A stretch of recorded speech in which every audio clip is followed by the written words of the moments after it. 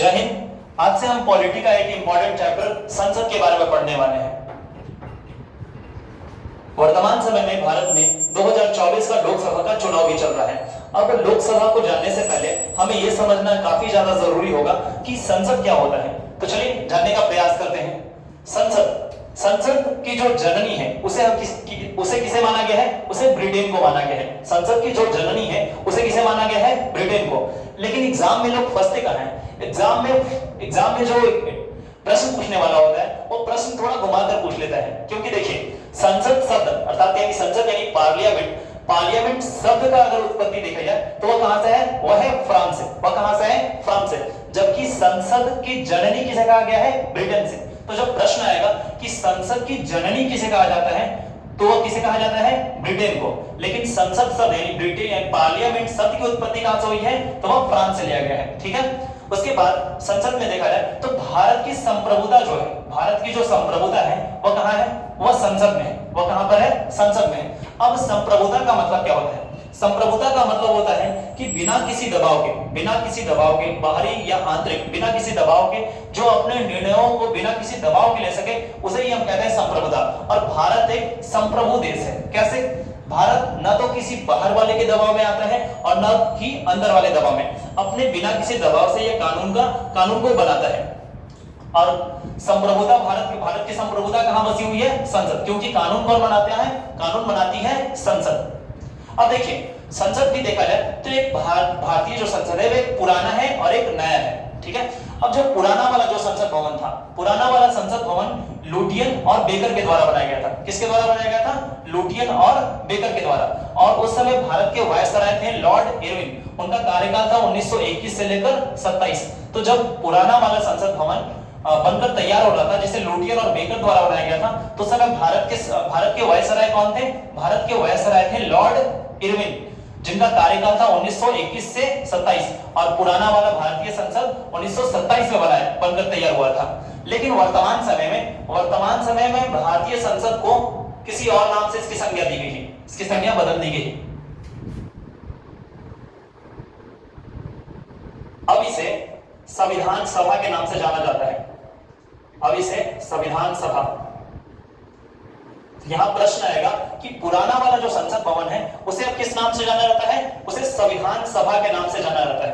अब क्यों इसे संविधान सभा के नाम से जाना जाता है? क्योंकि पुराने वाले संसद भवन में ही हमारा संविधान बनकर तैयार हुआ था। और ये इस पुराना वाला जो संसद भवन है वो किनके द्वारा बनाया गया था? तो लुटियन एंड बेकर के द्वारा। उस समय भारत के वायसराय कौन थे? उस समय भारत के वायसराय थे लॉर्ड इरविन। उनका कार्यकाल क्या था? 1921 से लेकर 27। और पुराना वाला भारतीय संसद 1927 में बनकर तैयार हुआ था। लेकिन वर्तमान समय में एक भारतीय संसद जो है वह नया भी बनकर तैयार हो चुका है। तो ये कब से कब तक बना था? तो 2020 में इसका काम बनना शुरू हुआ था और 2023 में ये खत्म हो गया था। यानी 2023 में भारतीय संसद नया वाला बनकर तैयार हो गया था। और ये किसके कंट्रोल में है और किसके द्वारा बनाया गया है? तो ये भारत सरकार द्वारा बनाया गया है। ठीक है। इसके बाद अगर देखा जाए तो संविधान में देखा जाए तो संविधान में भारतीय संसद के बारे में बात कहां की गई है? तो संविधान में भारतीय संसद के बारे में अनुच्छेद 79 में बात की गई है। अनुच्छेद 79 में भारतीय संसद की बात की गई है। अब हम देखते हैं कि संसद के अंग कितने होते हैं। तो संसद के 3 अंग होते हैं। संसद के 3 अंग होते हैं, लोकसभा, राज्यसभा, राष्ट्रपति।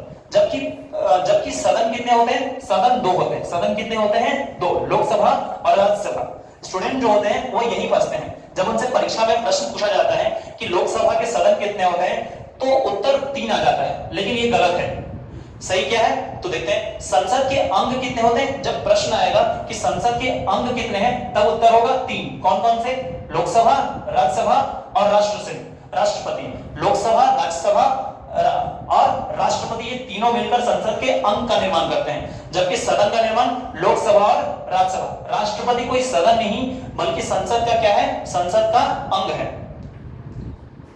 उसी तरीके से अब देखा जाए संसद के जो सदस्य यानी संसद में जाकर जो सदस्य बैठते हैं उसे हम क्या कहते हैं? उसे हम कहते हैं सांसद। यानी संसद के जो मेंबर्स होते हैं उसे हम क्या कहते हैं? सांसद। और अंग्रेजी में इसे बोला जाता है एमपी। एमपी का फुल फॉर्म होता है मेंबर ऑफ पार्लियामेंट। वर्तमान समय में 2024 में लोकसभा का चुनाव हो रहे हैं। अपने अपने क्षेत्रों में अगर कहा जाए बहुत सारे प्रत्याशी खड़े होते हैं। अब यहां से जो भी आपके क्षेत्र से, जो भी आपके लोकसभा क्षेत्र से जो प्रत्याशी जीत कर जाएंगे वह क्या बनेंगे, वह बनेंगे सांसद। वह क्या बनेंगे, सांसद। अब सदन को भी देख लिया जाए तो इसे दो भागों में बांटा गया है, लोकसभा और राज्यसभा। अब लोकसभा क्या होता है, लोकसभा में शब्द है लोक, लोक यानी जनता, यानी जिस सभा में जो लोग जाते हैं और जिसका निर्वाचन के माध्यम से जाते हैं, यानी जनता द्वारा चुनकर जाते हैं, उसे क्या कहते हैं, उसे कहा जाता है लोकसभा। जबकि राज्यसभा को अपर हाउस कहते हैं, अपर हाउस यानी उच्च सदन कहते हैं। अब इसमें क्या होता है, इसमें जनता नहीं चुनाव करती है, इसमें जनता के द्वारा चुने गए प्रतिनिधियों के द्वारा चुनाव होता है। जबकि लोकसभा में डायरेक्टली जनता के द्वारा चुनकर लोग जाते हैं। और इन दोनों के मेंबर्स को क्या कहा जाता है, तो इन दोनों के मेंबर्स को सांसद कहा जाता है। लोकसभा और राज्यसभा में क्या अंतर है, उसको लेकर एक नया वीडियो बनाया जाएगा। अभी केवल हम संसद के बारे में जानने का प्रयास करेंगे। अब देखिए, अंतरराष्ट्रीय संधि को लागू अब होता यह है, मान लीजिए वर्तमान समय में भारत के प्रधानमंत्री जो नरेंद्र मोदी हैं, वो भारत के बाहर कहीं विदेश में जाते हैं, किसी भी देश में जाते हैं और वहां की किसी भी कंपनी के साथ संधि कर लेते हैं कि आप हमारे यहाँ आकर कंपनी खोल सकते हैं। अब हुआ ये कि अंतरराष्ट्रीय संधि को लागू, देखिए समझते हैं, संसद जो होती है वह संसद ऐसा कोई भी अगर कहा जाए बिना राज्य की अनुमति के अंतरराष्ट्रीय संधि को कर सकती है। यानी किसी भी देश में जाकर वो किसी भी देश की कंपनी के साथ या किसी भी देश की सरकार के साथ संधि कर सकती है बिना उस राज्य की अनुमति के द्वारा। अगर मान लीजिए कल को किसी कंपनी के साथ वर्तमान समय में जो सरकार है नरेंद्र मोदी की, वह अगर कहा जाए किसी के साथ जाकर अगर कहा जाए किसी अंतरराष्ट्रीय कंपनी के साथ एक संधि कर लेती है कि आप कर्नाटका में, मान लेते हैं कि कर्नाटका में या बिहार में अगर कहा जाए कर्नाटका या बिहार में हम एक कंपनी को खोलने वाले हैं, तो वो उस राज्य से अनुमति नहीं लेंगे। ये नहीं होगा कि बिहार की सरकार से अनुमति ली जाएगी या कर्नाटका की सरकार से अनुमति ली जाएगी या पंजाब की सरकार से अनुमति लेंगे। वो बिना इन राज्यों की अनुमति से ही क्या कर लेंगे, उस राज्य में कंपनी को खुलवा सकते हैं। इसे कहा जाता है, यानी अंतरराष्ट्रीय संधि को लागू करने के लिए संसद बिना राज्य की अनुमति से भी संधियों को लागू कर सकता है। अब देखते हैं लोकसभा को अलग अलग देशों में क्या कहा जाता है। तो लोकसभा को यूके यानी ब्रिटेन में क्या कहा जाता है, तो उसे हाउस ऑफ द कॉमन कहते हैं। लोकसभा को यूके में क्या कहते हैं, हाउस ऑफ द कॉमन। जबकि यूएसए में क्या कहा जाता है, यूनाइटेड स्टेट ऑफ अमेरिका में, तो यूनाइटेड स्टेट ऑफ अमेरिका में उसे हाउस ऑफ रिप्रेजेंटेटिव कहते हैं। उसे क्या कहते हैं, हाउस ऑफ रिप्रेजेंटेटिव। उसी तरीके से राज्यसभा को यूके में यानी ब्रिटेन में हाउस ऑफ द लॉर्ड्स बोलते हैं। यूके में क्या बोलते हैं, हाउस ऑफ द लॉर्ड्स। जबकि राज्यसभा को यूएस में क्या बोलते हैं, यानी यूनाइटेड स्टेट ऑफ अमेरिका में क्या बोलते हैं, तो उसे बोलते हैं सीनेट। उसे क्या बोलते हैं, सीनेट। अब संसद की जो संविधान में व्याख्या है वह है अनुच्छेद 79 में। वह कौन से है, अनुच्छेद 79 में। और संसद के दो सदन हैं, लोकसभा और राज्यसभा। तो लोकसभा के बारे में बात की गई है अनुच्छेद 81 में, जबकि राज्यसभा के बारे में 80। एक याद हो जाएगा तो आपको मालूम चल जाएगा।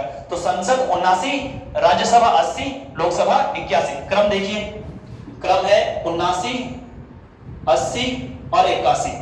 संसद, राज्यसभा, लोकसभा। संसद, राज्यसभा और लोकसभा। अनुच्छेद 79 संसद, अनुच्छेद 80 राज्यसभा और अनुच्छेद 81 लोकसभा। राज्यसभा और लोकसभा में क्या अंतर है, इसको लेकर एक सेपरेट वीडियो बनाया जाएगा। धन्यवाद।